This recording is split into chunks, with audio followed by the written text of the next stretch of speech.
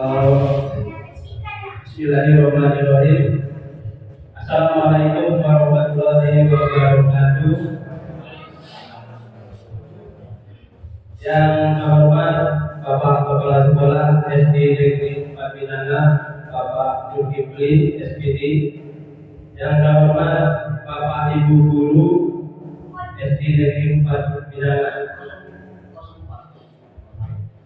Puji syukur kehadirat Allah Subhanahu wa Ta'ala, di mana pada siang hari ini kita diberikan nikmat, yaitu nikmat kesehatan, bisa berkumpul di ruangan yang sederhana ini, dan tidak lupa kita tunjukkan kepada Nabi besar kita Sallallahu Alaihi Wasallam, semoga selalu diberikan syafaatnya sampai akhir zaman nanti. Amin ya rabbal alamin. Bapak Ibu, pertama-tama saya ucapkan terima kasih ke ibu-ibu, terima kasih telah hadir di pengibasan aksi nyata modul 1.4. Di sini saya berbagi menyebarkan pemahaman dan pendapat pengalaman tentang budaya positif tugas di CGV Guru Penggerak tentang aksi nyata. Selanjutnya, next. Di konsep inti budaya positif, di sini ada 8 pemahaman pemaparan materi. Yang pertama, perubahan paradigma belajar. Kedua, disiplin positif. Ketiga, itu nilai dan kebajikan. Keempat, itu kebutuhan dasar. Kemudian motivasi perilaku manusia. Selanjutnya, posisi kontrol guru dan keyakinan kelas serta segitiga institusi. Selanjutnya, pembelajaran dengan paradigma baru sesuai dengan profil pelajar Pancasila.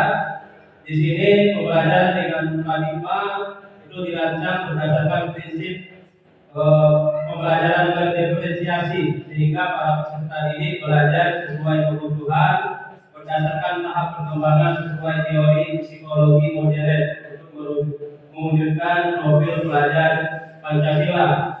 Kita ketahui profil pelajar Pancasila di sini ada 5. Yang pertama, beriman bertakwa kepada Tuhan Yang Maha Esa dan berhalal mulia. Kedua, mandiri. Ketiga, bernalar kritis. Keempat, kreatif. Kemudian gotong royong. Kemudian bineka global.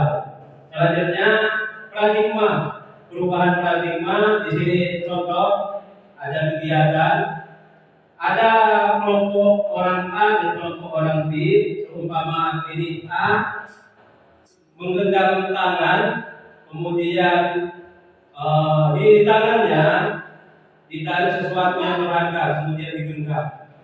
Jadi seumpama saya menggenggam sangat berharga, saya tulis di tangan saya. Kemudian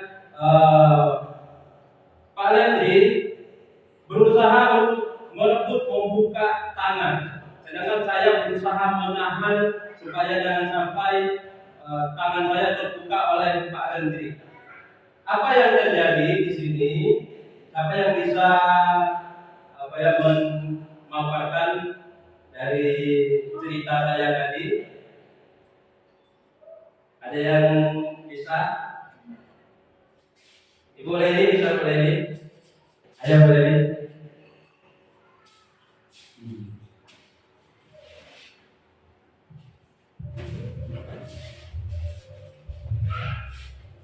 Assalamualaikum warahmatullahi wabarakatuh. Dari kegiatan tadi, kegiatan kepala tangan itu ada terjadi satu memakan suatu benda yang berharga untuk dirahasiakan. Yang kedua,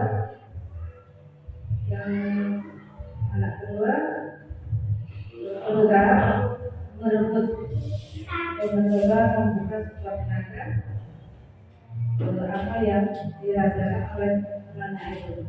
Berarti di situ terjadi perebutan.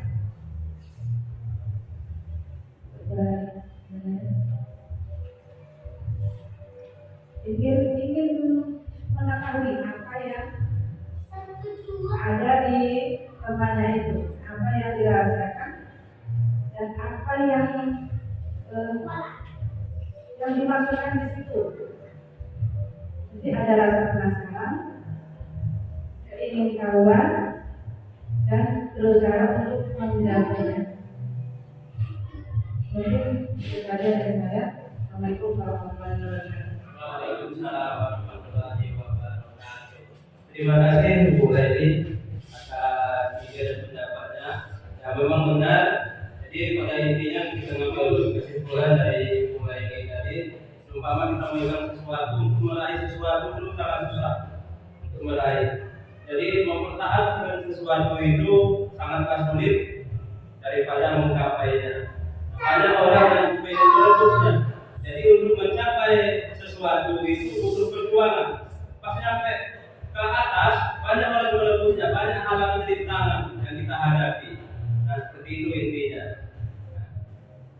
Jadi yang selanjutnya,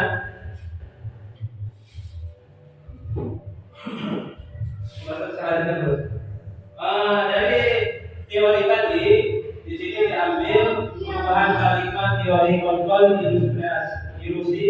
Yang pertama, ilusi guru mengontrol murid. Kemudian ilusi bahwa fisik dan membuat orang merasa bersalah dapat menguatkan karakter. Kemudian ilusi bahwa semua perbuatan positif efektif dan bermanfaat. Kemudian ilusi bahwa orang dewasa memiliki hak untuk memaksa. Itu dari cerita tadi diilusikan ada 4 cerita atau kita ambil kesimpulannya. Selanjutnya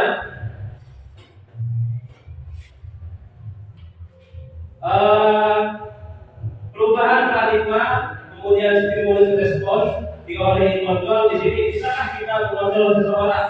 Pertanyaannya, bisakah kita mengontrol seseorang? Stimulus responnya seumpama contoh kita mencoba mengubah orang agar berpandangan sama dengan kita. Ini sangat sulit sekali. Mengubah pandangan ke depan untuk sama satu tujuan. Itu perlu kolaborasi dan musyawarah. Teori kontrolnya yaitu kita berusaha memahami pandangan orang lain tentang dunia. Selanjutnya perilaku buruk dilihat sebagai suatu kesalahan. Teori kontrolnya semua perilaku memiliki tujuan. Kemudian orang lain bisa mengontrol saya. Teori kontrolnya hanya Anda yang bisa mengontrol diri Anda. Dari ada 1, 2, 3, 4, 5, 6 inilah stimulus respon. Umpama lagi kita mau berpikir menang dan kalah. Kita suatu perlombaan, akhirnya ada yang menang dan kalah. Kalau teorinya kita harus menang. Seperti itu ceritanya. Next selanjutnya disiplin positif. Ini perlu sekali diterapkan. Saya cuma berbagi ilmu apa yang saya dapat di pendidikan guru penggerak sama teman-teman yang lain. Kita ketahui disiplin di sini ada arti disiplin berasal dari kata disiplina dan artinya belajar. Disiplin mengacu pada disiplin diri yang memiliki tanggung jawab terhadap apa yang dilakukan berdasarkan nilai-nilai yang diyakini. Nah, disiplin positif merupakan salah satu cara penerapan disiplin yang bertujuan untuk menumbuhkan kesadaran serta memperdayakan peserta didik tanpa imbalan atau penghargaan, ancaman atau hukuman.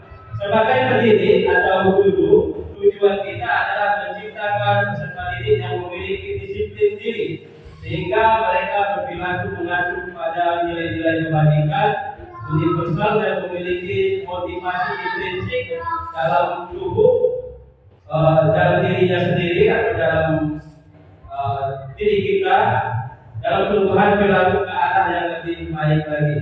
Selanjutnya nilai-nilai kebajikan universal sesuai apa yang saya sampaikan tadi. Di sini ada 6 profil Pancasila. Yang pertama, beriman dan bertakwa pada Tuhan Yang Maha Esa dan berakhlak mulia, itu pasti. Kemudian bernegara global, kemudian gotong royong sesama kita, kemudian mandiri, kreatif dan benar kritis. Selanjutnya, kebutuhan dasar manusia. Kebutuhan dasar manusia adalah segala sesuatu yang kita lakukan untuk mendapatkan apa yang kita inginkan. Seluruh tindakan yang kita lakukan memiliki tujuan tertentu, dan semua usaha terbaik yang kita lakukan adalah dalam rangka agar kebutuhan dasar kita terpenuhi dengan baik. Next, selanjutnya, kebutuhan manusia ada 5. Yang pertama itu bertahan hidup. Pasti kita tujuan utamanya bertahan hidup untuk makan, minum, serta pakaian, serta tempat tinggal itu. Kemudian kasih sayang. Kasih sayang dan diterima. Kasih sayang bagi di lingkungan kita, saling sayang menyayangi, artinya itu tidak boleh saling bermusuhan, kemudian saling peduli. Penguasaan berarti harga diri, keinginan untuk dianggap pemimpin atau berprestasi, diakui atau didengar. Kemudian kebebasan, ini kesenangan. Nah, setiap manusia berarti ada 5 kebutuhan dasar manusia. Dari yang kelima ini, yang pertama yang paling penting itu bertahan hidup. Selanjutnya, teori motivasi perilaku manusia. Nah, perilaku manusia itu dibagi menjadi 2 motivasi, ada eksternal dan internal. Kalau eksternal itu misalnya siswa kita dalam pagi-pagi takut dihukum, itu eksternal. Kalau tidak ada aturan di sekolah, ya agak siang misalnya.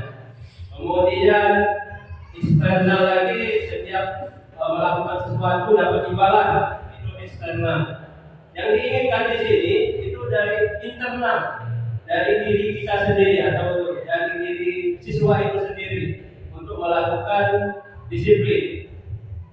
Contohnya di nomor 3, saya akan menjadi orang yang seperti apa bila saya melakukannya. Jadi ini namanya motivasi internal atau intrinsik. Selanjutnya next. Nah, hukuman, contohnya tadi tidak terencana atau tiba-tiba pada murid kita. Murid tidak tahu apa yang akan terjadi, kemudian tidak dilibatkan, kemudian bersifat satu arah berupa hukuman fisik. Kita sering melakukan di siswa-siswa kita, kalau ada kesalahan kita hukum. Konsekuensinya di sini terencana atau disepakati sesuai peraturan, kemudian murid tetap dibuat tidak nyaman, sikap guru selalu memonitor murid, kemudian restitusi. Ini proses menciptakan kondisi bagi murid untuk memperbaiki kesalahan. Proses kolaborasi yang mengajarkan murid untuk mencari solusi sendiri. Nah, dari ketiga tadi, biasanya kita selama ini kalau ada siswa yang salah, kita hukum. Padahal di situ ada konsekuensinya. Yang bagus itu kita menjalankan teori dengan cara restitusi supaya anak tadi bisa berubah. Next, selanjutnya 5 posisi kontrol dulu. Di sini ada penghukum. Kita biasa sering menghukum, kemudian membuat merasa bersalah pada siswa, kemudian teman, kemudian pemantau, serta manajer. Nanti ke 5-5-nya nanti ada video bagaimana cara menerapkannya atau kontrol-kontrolnya. Kita lanjut lagi. Contoh penerapan 5 kontrol tadi, umpama ada kasus siswa tidak memakai atribut lengkap saat upacara bendera. Setiap hari Senin saya lihat pasti ada 1 atau 2 siswa yang tidak memakai atribut. Kalau kita jiwa penghukum, hormat pada bendera selama 1 jam. Dan kemudian membuat rasa bersalah. Kalau kita menggunakan teori membuat rasa bersalah, berapa kali bapak atau ibu memberitahu kamu tetap melanggar peraturan. Kalau membuat merasa bersalah, anak itu seolah-olah dalam dirinya bersalah terus. Kalau teman, minggu depan pakai topi ya nak, kasihan bapak ibu selalu mendukungmu. Janjinya iya, tidak boleh mengulanginya lagi. Padahal kenyataannya terus terulang. Ini posisi kita teman. Selanjutnya pemantau. Kalau pemantau, kamu sudah melanggar peraturan sekolah, kamu tahu konsekuensinya. Berdiri di tiang bendera sambil hormat, setelah itu kamu berteriak, tidak akan mengulanginya lagi. Ini posisi pemantau. Kalau posisi manajer, ini apa kamu tahu kesalahanmu? Kira-kira bagaimana kamu memperbaiki kesalahanmu? Dari kelima tadi, ini menyadarkan saya dan teman-teman yang lain bahwa selama ini kita dalam penerapan kelima kontrol tadi pada siswa itu biasanya kita selalu menghukum, kemudian memantau. Nah, yang bagus di sini itu posisi manajer. Nanti karena posisi manajer ini selain mencari solusi dan masalah, kemudian anak tidak mengulangi lagi, kemudian anak tidak merasa bersalah. Next selanjutnya, keyakinan kelas. Mengapa kita menyebutkan keyakinan kelas bukan peraturan? Di sini karena kalau peraturan berarti dia ada undang-undangannya dan ada hukumannya. Contoh, mengapa kita memiliki peraturan harus menggunakan helm ketika mengendarai roda 2? Itu peraturan. Kemudian mengapa ada peraturan 3M menggunakan masker, mencuci tangan dan menjaga jarak? Itu peraturan. Kemudian ketiga, mengapa kita harus datang tepat waktu ketika mengikuti pelatihan? Itu peraturan juga. Untuk mendukung motivasi kembali ke nilai-nilai atau keyakinan-keyakinan, maka lebih menggerakkan seseorang dibandingkan mengikuti serangkaian peraturan. Selanjutnya, next. Di sini kemarin saya terapkan keyakinan kelas. Keyakinan kelas di kelas 5. Keyakinan kelas ini dibuat berdasarkan kesepakatan antara guru dan siswa. Nah, di sini bersama-sama, pertama saya buat impian kelas 5 apa, kemudian keyakinan kelas. Ini bersama-sama untuk membuat kelas 5 ini memiliki kesepakatan dan peraturan. Contohnya di teks selanjutnya, di sini kesepakatan kelas 5 SD Negeri 04 Minana. Yang pertama, 1. Datang tepat waktu dan mengucapkan salam. Kedua, menjaga kebersihan sekolah. Ketiga, berdoa sebelum sesudah kegiatan pembelajaran. Keempat, aktif dalam pembelajaran dan tidak ikut dalam kelas. Kelima, tertib. Ini kesepakatan yang kami buat antara guru kelas dan siswa-siswa, jumlahnya ada 25. Kesepakatan kelas di sini yang pertama, guru dan murid saling menyayangi. Kemudian kami murid yang semangat belajar, kemudian kami murid yang peduli dengan teman-temannya. Next selanjutnya,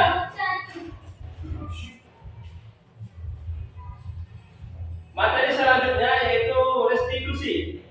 Restitusi di sini adalah proses menciptakan kondisi bagi murid untuk memperbaiki kesalahan mereka sehingga mereka bisa kembali pada kelompok mereka dengan karakter yang lebih kuat. Selanjutnya, dalam menyelesaikan masalah siswa, berarti setiap siswa ada masalah. Di sini digunakan segitiga restitusi. Pertama, menstabilkan identitas, kemudian sudah menstabilkan identitas, kemudian kita validasi tindakan yang salah, kemudian menanyakan keyakinan pada anak tersebut. Selanjutnya, sudah lagi selanjutnya, next lagi, selanjutnya lagi. Nah, di sini contoh penerapan segitiga restitusi yang sudah saya impaskan kepada anak-anak. Contohnya pada satunya Adam. Adam ini dia berangkat siang terus, kan? Kemudian saya tanya, kemudian saya wawancarai, alasannya karena dia tidur malam-malam. Kemudian bangun pagi main HP, sudah pagi main HP, kemudian dia baru berangkat ke sekolah. Saya lihat itu berangkat siang terus, alhamdulillah ada perubahannya sekarang. Selanjutnya kasus yang kedua, ini Paujan melempar-lempar sepatu punya temannya di belakang. Jadi Paujan saya ambil, saya tanya, karena Paujan untuk melempar-lemparkannya dia ada kesenangan sendiri, ya kan, sama teman-temannya. Kemudian dia mengakui bahwa dia salah dan tidak saling menghormati dan tidak akan mengulangi lagi. Kemudian lagi satunya lagi, Bapak Ibu pasti tahu ini, Repan. Nah, ya kan? Repan ini ya dia ini anak istimewa saya, ya kan? Yang butuh pendampingan. Jadi Repan ini rajin masuk, tiap hari dia rajin masuk. Ya, kalau dia setiap ada tugas selalu kurang, ya kan? Nilainya selalu kurang, kemudian ributnya nomor 1, mondar-mandirnya nomor 1. Kan ini Repa. Tapi kalau dia disuruh pembersihan atau disuruh untuk merapikan kelasnya, itu nomor 1, ada kelebihannya sendiri Repa ini. Tapi kalau masalah pelajaran itu sangat kurang. Saya panggil, itu alasannya. Mudah-mudahan bisa berubah. Selanjutnya lagi ada lagi yang belum saya masukkan, satunya itu Aska. Ya, Aska ini sama guru biasa sering gigit. Kemudian saya pertama kali masuk itu dicubitnya. Kemudian saya observasi, saya lihat, ya kan, anak ini kalau saya biarkan, tapi dia tidak akan berubah, karena dia perempuan. Akhirnya saya panggil, kemudian dikasih pengarahan dan pengertian. Alhamdulillah sekarang ada peningkatan dan perubahan. Next, selanjutnya untuk pemahaman atau lebih lanjut, di sini ada video. Di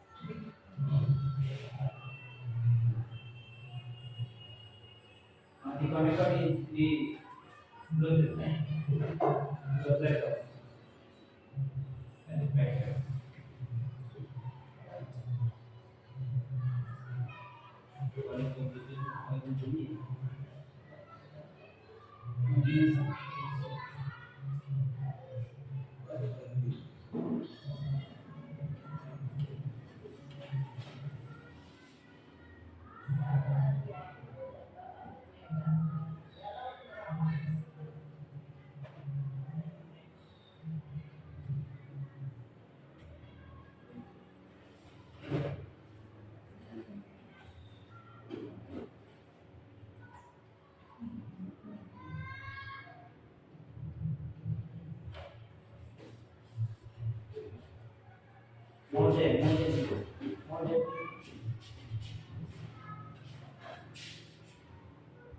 model. The Bluetooth device is ready to pair.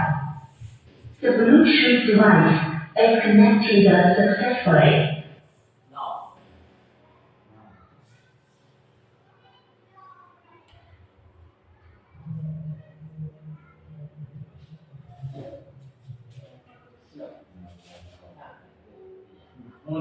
Salam bahagia Ibu dan Bapak Guru hebat.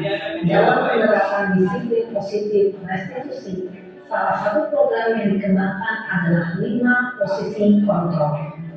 5 posisi kontrol dalam restitusi adalah proses perjalanan seorang pendidik agar dapat mengenali dirinya.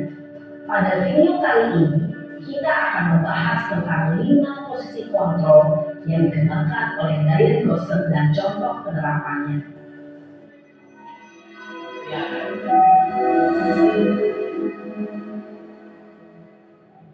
5 posisi kontrol itu adalah 1. Posisi penghukum, 2. Posisi pembuat merasa bersalah, 3. Posisi teman, 4. Posisi pemantau atau monitor, dan 5. Posisi manajer. Untuk lebih memahami kelima posisi tersebut, Mari kita saksikan kasus Naren yang terlambat hadir 20 menit di sekolah dan melihat bagaimana kelima posisi kontrol dalam menghadapi masalah tersebut. Ini posisi penghukum.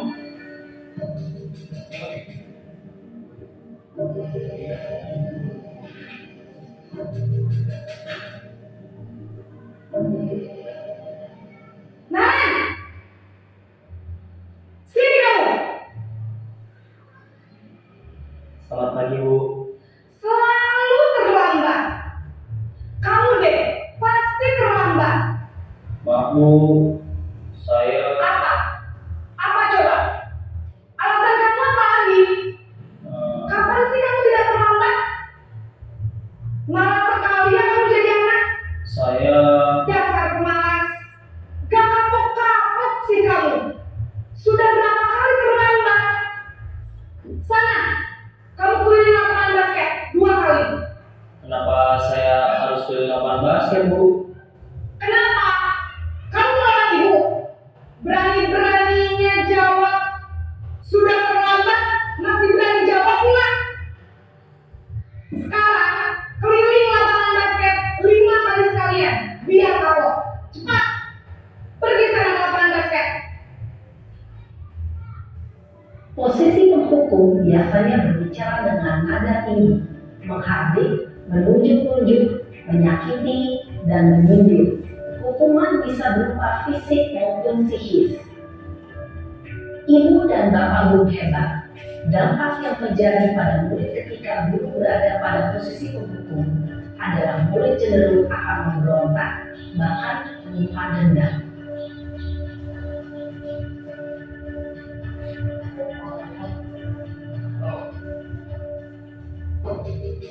Ini posisi membuat merasa bersalah.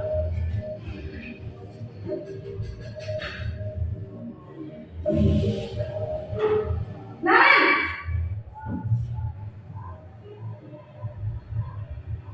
Ya, selamat pagi, Bu. Naren. Kamu kenapa terlambat lagi, nak?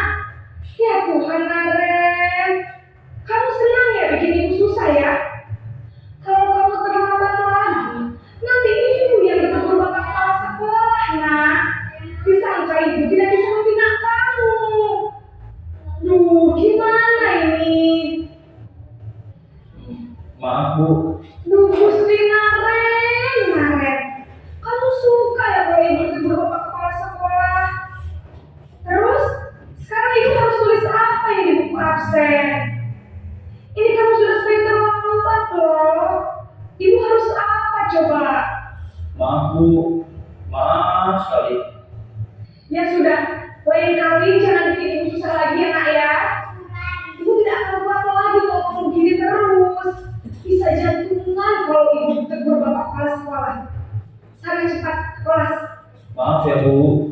Maaf sekali. Posisi pembuat rasa bersalah berbicara dengan nada tenang, cenderung lembut, namun kata-kata yang dilontarkan membuat murid merasa menjadi orang yang gagal, memandang buruk dirinya sendiri, merasa tidak berharga, dan tidak sanggup membahagiakan orang lain.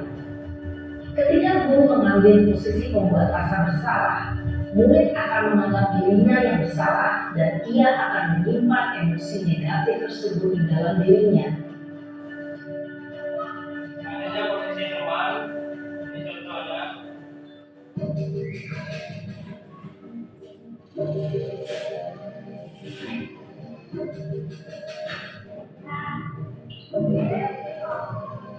Naren!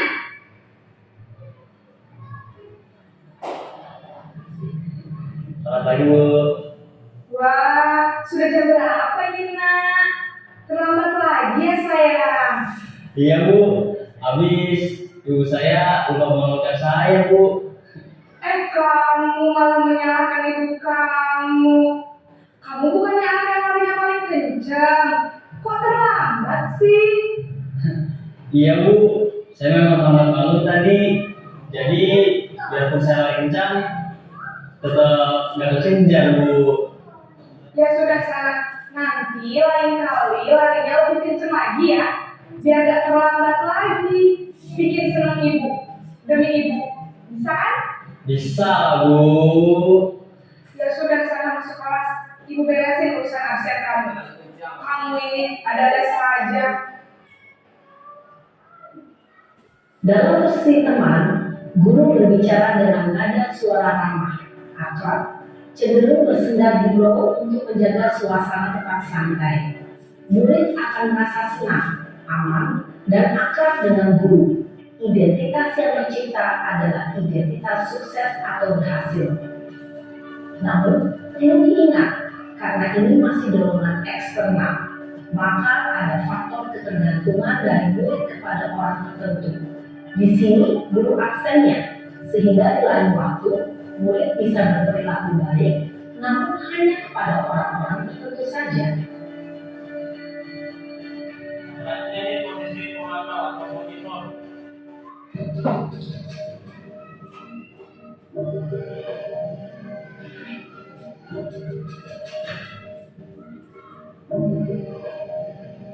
Naren!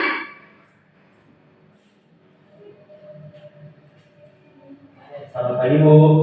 Naren, apa peraturan sekolah kita tentang jam berapa kita harus masuk sekolah, nak? Kita harus di sekolah jam 7, Bu. Iya betul, sekarang sudah jam 7.20. Naren sudah tahu konsekuensinya jika terlambat hadir.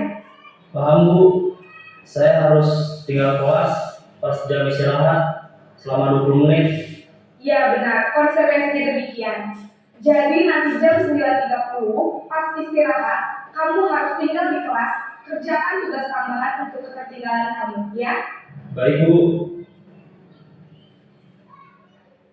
Posisi pemantau mengandalkan penghitungan atau data untuk mengontrol murid. Guru mengarahkan murid berdasarkan peraturan dan konsekuensi. Seorang pemantau menunjukkan bahasa tubuh dan ekspresi wajah yang datar dan cenderung formal. Ini posisi manajer, posisi terakhir.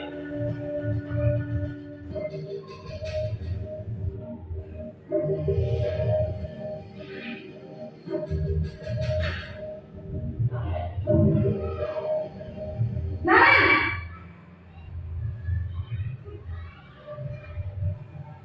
Selamat pagi, Bu. Selamat pagi, Naren. Maaf, Bu. Saya terlambat. Iya, sekolah masuknya jam 7, sekarang sudah jam 7.20. Jadi sekarang bagaimana nih, Naren? Maaf, Bu. Saya lupa setel alarm saya semalam. Baiklah, menurut kamu, keyakinan sekolah yang mana yang perlu kamu tingkatkan? Menghargai diri sendiri dan orang lain mungkin, ya, Bu. Setuju. Jadi, apakah Naren meyakini prinsip saling menghormati tersebut? Iya, Bu. Saya meyakininya. Apakah Naren bersedia memperbaiki masalah keterlambatan ini? Bersedia, Bu. Bagaimana kamu akan memperbaiki masalah keterlambatan ini? Saya akan coba untuk tidak lupa menyetel alarm saya, Bu. Baik, kalau Naren lupa menyetel alarm di rumah, ada orang yang kira-kira bisa bantu mengingatkan tidak? Ada, Bu. Kakak saya, Kak Emma. Ada lagi selain Kak Emma? Selain Kak Emma, ada ibu saya. Baik, jadi yang mengingatkan Naren adalah Kak Emma dan ibu kamu ya? Kira-kira akan mulai setel alarm kapan nih, Naren? Setelah pulang sekolah, akan segera saya lakukan. Baik, jadi Naren akan setel alarm untuk bangun besok pagi dan akan diingatkan oleh kakak dan ibu dan Naren ya. Ada lagi yang mungkin perlu dilakukan, Naren, agar tidak terlambat bangun lagi. Tidak ada, Bu. Baik, Naren, terima kasih untuk kerjasama kamu. Sekarang kamu perlu kembali ke kelas untuk belajar. Baik, Bu. Terima kasih. Posisi manajer adalah posisi kontrol yang disarankan untuk membimbing murid memiliki sikap disiplin yang positif, yaitu murid yang mandiri, bertanggung jawab, dan dapat memecahkan masalah. Tujuan dari posisi ini adalah agar murid dapat berefleksi atas tindakannya. Guru akan dengan tulus memberikan pertanyaan-pertanyaan bermakna sehingga membuat murid dapat belajar dari kesalahannya dan mencari sebuah solusi untuk menyelesaikannya. Ibu dan Bapak guru hebat, setelah mengamati adegan kelima posisi kontrol tadi, kira-kira posisi mana yang paling ideal? Posisi mana yang dapat menunjang motivasi intensif murid? Ya, Satu lagi Bapak Ibu.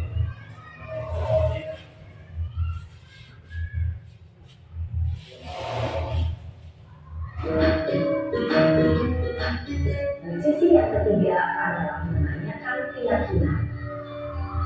Ibu dan Bapak guru, berikut ini akan ditunjukkan bagaimana seorang guru berada dalam posisi manajer menggunakan penerapan segitiga restitusi.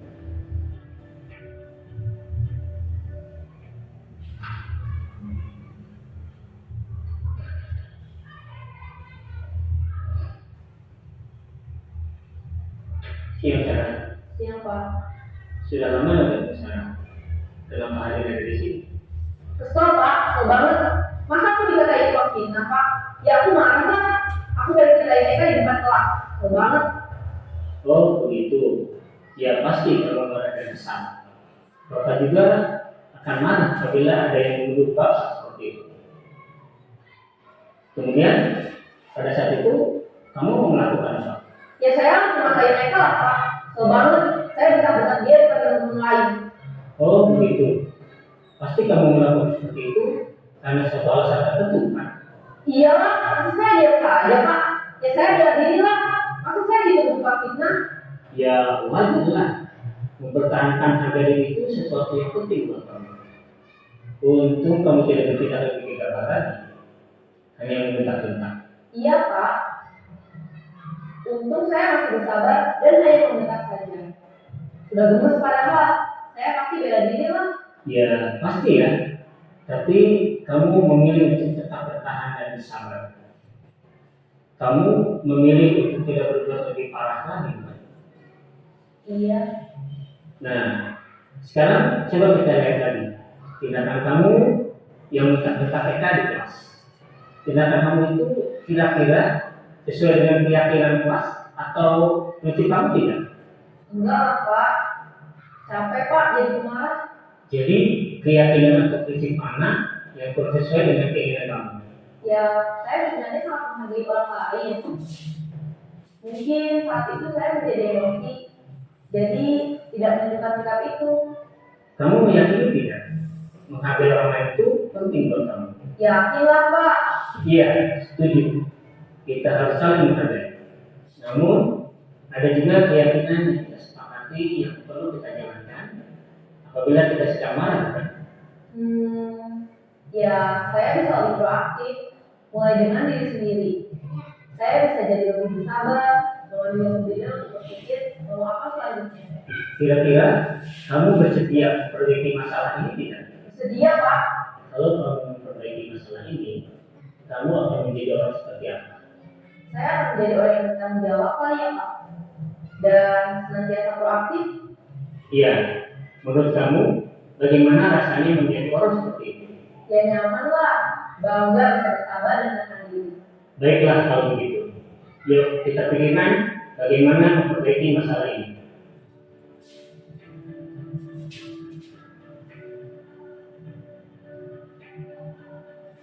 Ibu dan Bapak guru hebat, baru saja kita menyaksikan contoh bagaimana seorang guru berada dalam posisi manajer. Bapak Ibu dari video dari kelima posisi kontrol itu menyadarkan saya khususnya bahwa selama ini saya menerapkan di sekolah-sekolah tempat saya mengajar itu salah. Karena setiap sekolah pasti ada permasalahan atau tingkah laku anak. Biasanya kita sering menerapkan posisi penghukum. Misalnya agak di tiang bendera apa ya kan, atau misalnya dijewer atau yang lainnya, itu posisi penghukum. Kemudian kita biasanya menerapkan posisi teman. Dari kelima tadi itu menyadarkan saya bahwa yang paling bagus yaitu posisi manajer. Selain dia kesalahannya, maksudnya itu kesalahannya dia tahu bahwa dia salah, kemudian untuk memperbaiki dirinya supaya tidak terulang lagi. Selanjutnya digunakanlah segitiga restitusi. Kita tanya dulu, jangan menjustis bahwa dia salah. Biasanya kita saling menyalahkan si A, menyalahkan si B. Kita tanya dulu apa sebab akibatnya, kemudian kita sadarkan bahwa dia posisinya memang salah, kemudian kita perbaiki bersama-sama. Ya karena selama ini kalau kita posisi hukum, apalagi dengan undang-undang anak, yang jelas di DPR, di Subik, apalagi di Tapok itu sangat salah sekali ya kan.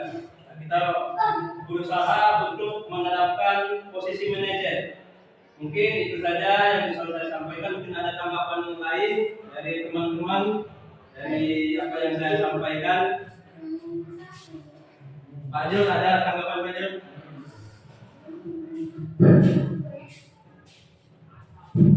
Terima kasih Nabil tadi telah menjelaskan semua hal di intinya.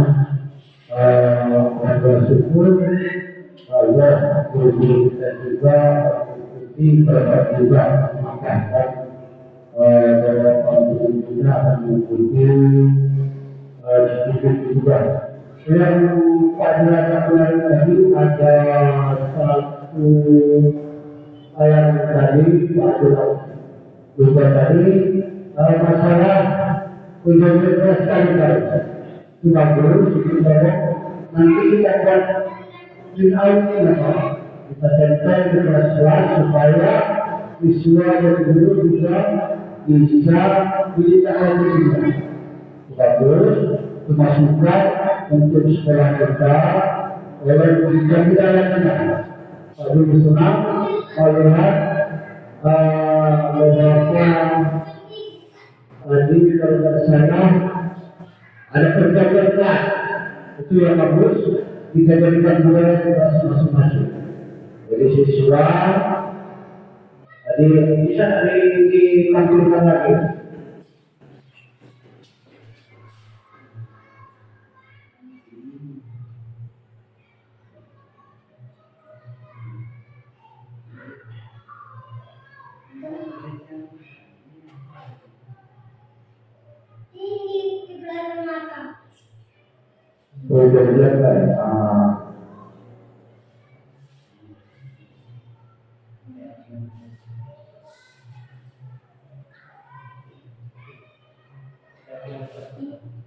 Ya, itu kesempatan kelas ya. Ada pun akan berlaku dari salah itu salah satu penghalusan dalam hukum dan berkah. Terus kita berharapkan datang tepat waktu dan mencari salah. Artinya walau kita dengan siswa masuk kelas mengubah dengan salah. Menjaga kebersihan sekolah itu patokan kunci utama sebagai komitmen di sekolah kita menjaga kebersihan sekolah. Jadi walaupun kita sudah menjalankan kali nanti dengan ada tulisan tertera di kelas masing-masing siswa juga insya Allah berkata didik akan taat karena sampah di tempat kita ini dibuang kadang-kadang oleh anak itu agak sembarangan. Jadi saya bukan berdoa sebelum menjalankan pengajaran dan pembelajaran tidak duduk berkelas. Itu kesepakatan ini samping kita sampaikan juga kita ayatkan dalam bentuk binau di kelas masing-masing. Kesepakatan yang lalu satu kami betul-betul tidak cari menyayangi. Kami murid dan semangat belajar kami juga perlu itu kesepakatan kelas ini kita jadikan komitmen itu terbaik kita terapkan di kelas masing-masing. Itu bersyukur dengan adanya ICBP ini kami lihat ada masukan-masukan terutama untuk sekolah kita dan kita bicara diskusi bersama kita banyak. Terima kasih. Saya baik. Waalaikumsalam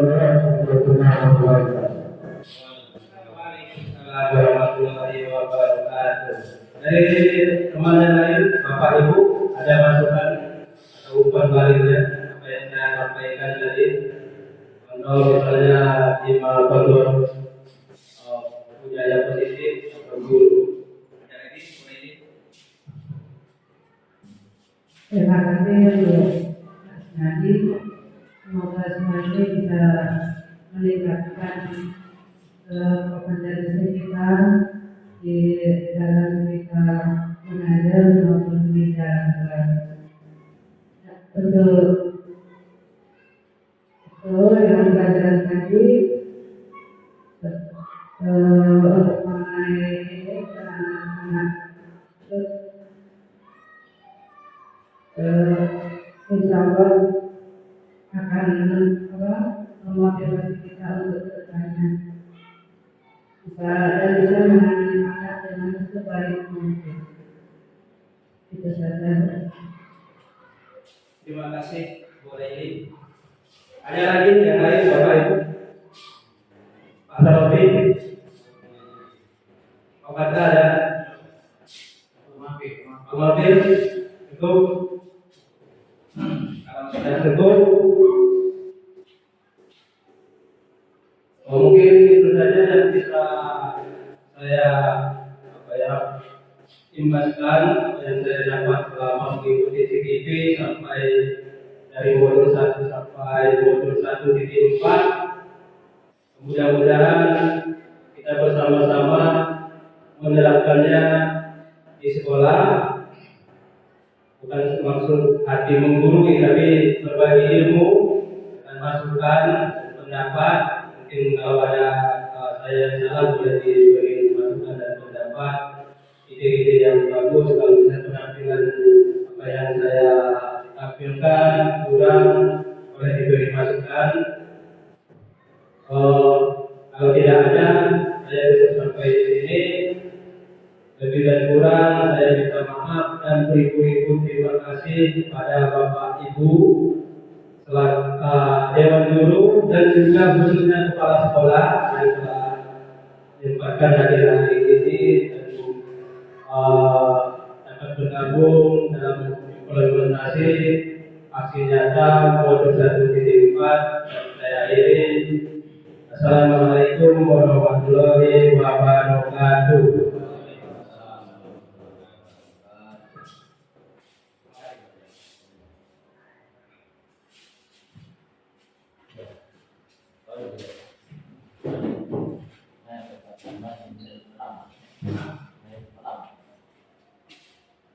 Warahmatullahi wabarakatuh.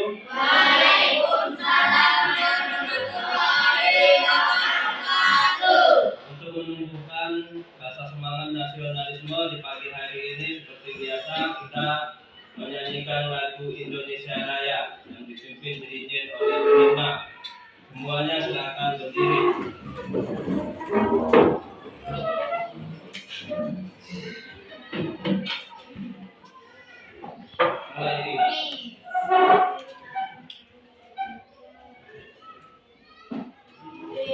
Indonesia tanah airku, tanah tumpah darahku.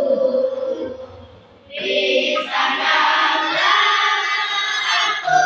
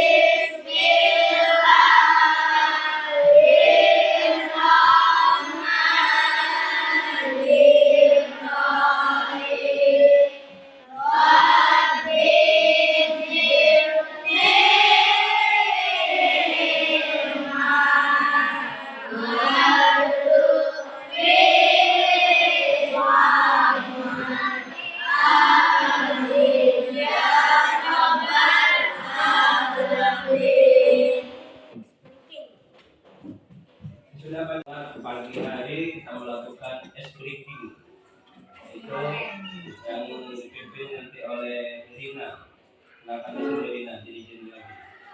Semuanya tegak. Kita sedikit tentang 5 jari.